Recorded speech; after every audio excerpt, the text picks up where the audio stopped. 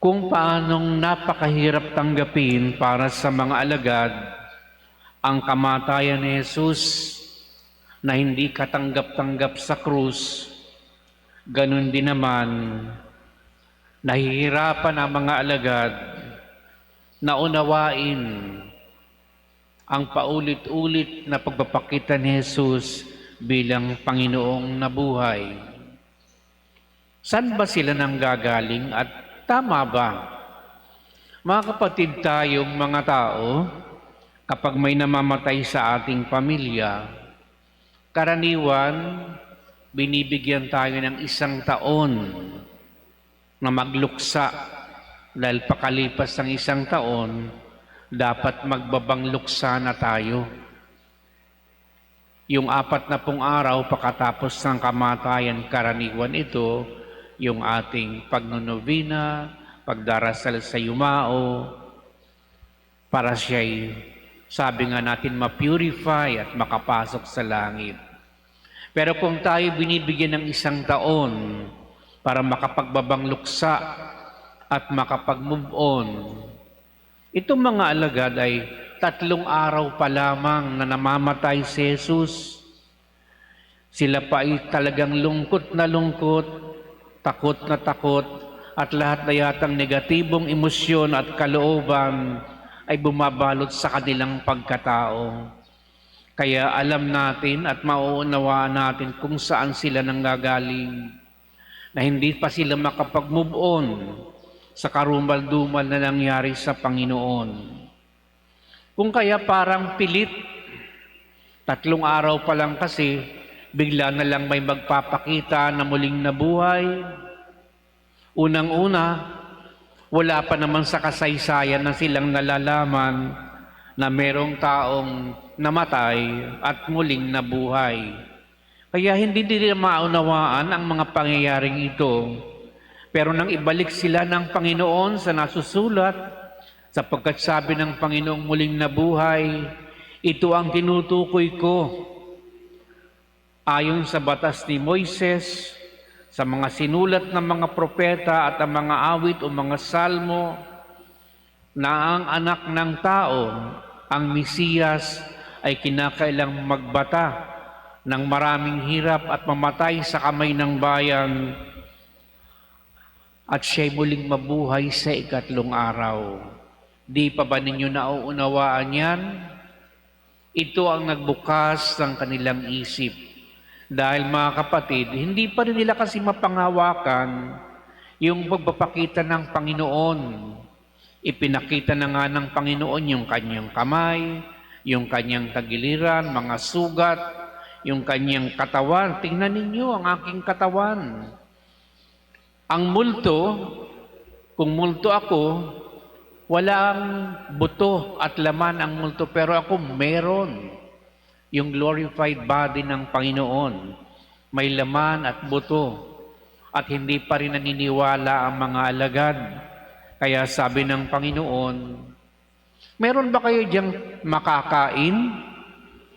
Parang kinakailangan mag-demonstrate ng Panginoon para buong-buong maniwala na ang mga alagad.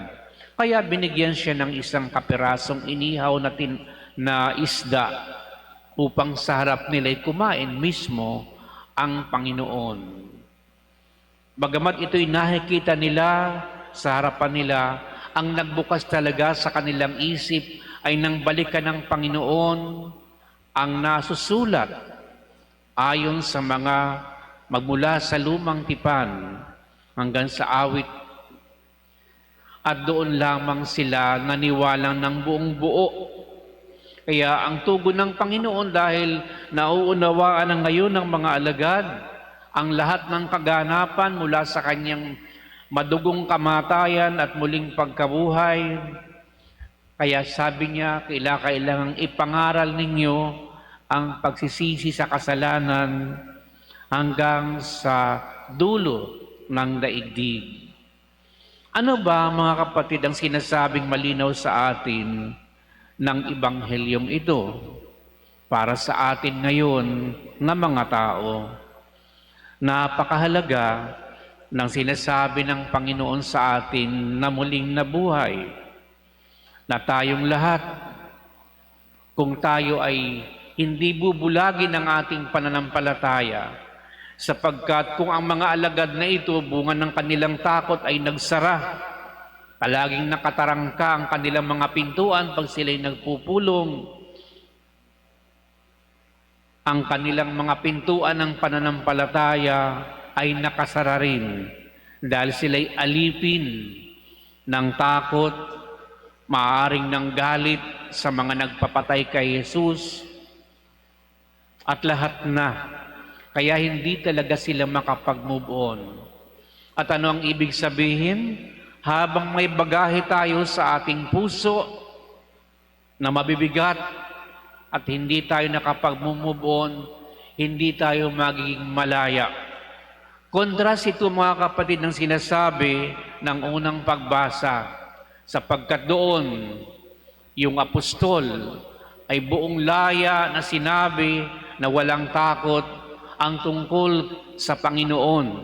Kayo ang nagpapatay sa Kanya, kayo ang mananagot sa Kanya, ang Panginoong muling nabuhay ay kailangan kong ipahayag. Wala siyang katakot-takot, walang bahid ng pagdududa sa Kanyang mga sinasabi. Yun ang pinalaya na at nakapag-move on na. At yun ang trabaho ng banal na Espiritu sa ating mga buhay upang palayain din tayo sa maraming bagahe natin. At ano nga ba mga kapatid ang pinakamabigat na bagahe na daladala ng tao upang maging malaya siyang gumawa ng mga bagay na mabuti, kalugod-lugod sa kalooban ng Diyos, at mga bagay na hindi labag sa kalooban niya? Siyempre, kasalanan. Kaya ang unang bilin ni Jesus, ipangaral ninyong pagsisihan ang kanilang mga kasalanan, sapagkat yan ang magpapalaya sa tao upang sila ay huwag nang matakot at magduda, at kayo ay maging mga saksi ko hanggang sa dulo ng mundo. Paano ka magiging saksi kung hindi ka pa pinapalaya ng Panginoon sa maraming dumi na bumabalot sa puso mo? Parang ganyan ang sinasabi ng Panginoon. Kaya ipahayag ninyo ang pagsisisi at pangangaral sa lahat ng bansa magmula sa Jerusalem, at kayo'y maging mga saksi ko. At totoo naman mga kapatid, pakatapos ng engkwentrong ito ng Panginoon sa mga alagad, naging matatapang na sila na tagapagpahayag ng Ebanghelyo. Kung tatanungin natin ngayon ng ating mga sarili, hanggang saan at gaano tayo katapang upang manindigan sa kalooban ng Diyos? Tayo ba'y tumitiklop kapag tayo ay tinatakot? May malalakas na puwersa na parang di natin kayang banggain? Yan ay malaking hadlang sa pananampalataya. Kasi ang pananampalataya, kailangan palaging meron tayong itinataya. Kaya nga pananampalataya.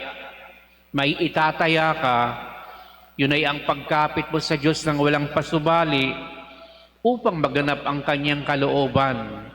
Kapag walang itinaya ang tao, maaari mong itaya ang iyong karangalan, ang iyong buhay, ang iyong kabuhayan, alang-ala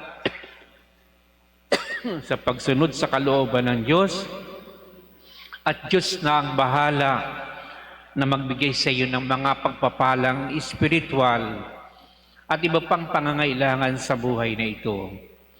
Kaya ito mga kapatid ang mabuting balita sa atin.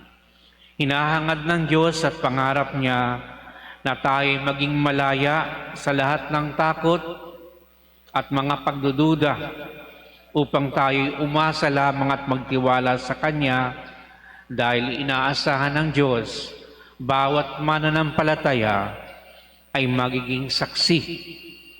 Hinihingan tayo ng Diyos na maitataya natin, sapagkat sa totoo, siya naman ang unang nagtaya. Wala nga siyang iniwan sa kanyang sarili. Buong buhay niya, itinaya niya para sa atin at para magkaroon din tayo ng glorified body tulad ng nangyari kay Jesus. Kapag namatay tayo, ganito rin ang sasapitin natin, mga kapatid. Kung tayo mamumuhay sa pananampalataya, at yun ay napakalaking regalo na pwedeng tanggapin ng tao, hindi mababayaran ng anumang halaga na meron ang nayaman ang tao sa mundo. Kaya ito isang daan upang makapagpasalamat tayo sa Panginoon. Dahil tuwing tayo magdiriwang ng Eucharistia, palagi nating hindi lamang ginugunita, kundi hinahayaan natin ng Diyos ay manahan dito sa ating pagdiriwang upang tayo hipuin at maengkwentro natin siya sa patuloy niyang pagpapalaya sa mga taong nabubulagan, nanghihina, sugatan, maraming mga bagahe dahil nais ng Diyos na palagi natin siyang kasama. Kaya hindi tayo pitigilan ng Diyos hanggat hindi, kung nagpasensya ang Panginoon sa mga alagad upang unti-unting mamulat ang kanilang mga mata, kahit sila'y mga talagang mga witnesses, sila yung nakakita, nakasaksi, nakarinig sa Panginoon. Pero di, mga kapatid, parang isang malaking konsolasyon sa atin na mas mapalad yung mga taong hindi nakita ang Panginoon. Tayo yun, di naman natin nakita ang personal na pagkatao ni Jesus. Pero habang tayo ay kumakapit at humahawak sa salita at sa pananampalataya sa Kanya, hindi naman nagpipil ang Diyos, ipinapakita rin sa takdang panahon kung sino siya. Inireveal niya ang kanyang sarili upang kapag nandadalisay at dinalisay na tayo sa mga karanasang ito, hahawakan na natin siya at din natin bibitawan ang Panginoon. Kaya marapat lamang na magpasalamat tayo sa Eucharistiyang ito dahil ang Diyos kailanman hindi tayo bibiguin. Kung tayo'y nagiging daan ng kabiguan para sa Kanya dahil sa ating kasalanan, ang Diyos hindi tayo binibigo. At yan ay isang salita na Kanyang napatunayan na at patuloy niyang pinapatunayan sa atin. Kaya magpatuloy tayo, mga kapatid, sa diwa ng mabuting balitang ito. Sana'y palagi tayong move on. Panghawakan natin ang magagandang bagay mula sa Diyos at iwan natin ang masasamang bagay na siyang nagiging hadlang upang tayo maging malaya na tagasunod ng Panginoon. Amen.